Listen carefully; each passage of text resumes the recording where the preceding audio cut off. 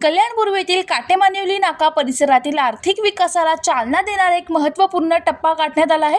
माता Parvati cooperative housing society येथे शरदचंद्र नागरी सरकारी पतसंस्था मर्यादित राजुरी यांच्या 16व्या शाखेचा उद्घाटन सोहळा उत्साहात पार पडला। प्रसिद्ध कीर्तनकार, प्रवचनकार आणि समाज प्रबोधनासाठी ओळखले जाणारे हरिभक्त पारायण डॉक्टर श्यामसुंदर महाराज सोन्नर तसेच भगवताचार्य हरिभक्त पारायण संदीप महाराज डुंबरे यांच्या शुभ उपस्थितीत आणि मान्यवरांच्या हस्ते या नव्या शाखेचे उद्घाटन करण्यात आले। यावेळी परिसरातील नागरिक, सभासद आणि सहकार क्षेत्रातील मान्यवर मोठ्या संख्येने उपस्थित होते। सहकार चळवळ ही ग्रामीण आणि शहरी भागातील सर्वसामान्य नागरिकांना आर्थिकदृष्ट्या सक्षम बनवण्याची प्रभावी माध्यम मानले जाते।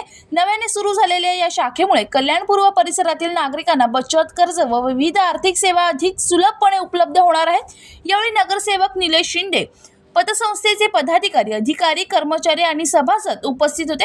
नव्या शाखेमुळे परिसरातील आर्थिक व्यवहारांना गती मिळेल असा विश्वास व्यक्त करण्यात आला। शरदचंद्र नागरी सरकारी पतसंस्थेच्या 16व्या शाखेला उपस्थितांनी शुभेच्छांचा वर्षाव करत पुढील यशस्वी वाटचालीसाठी शुभेच्छा। राहुल कांबळे, जनशक्ती कल्याण।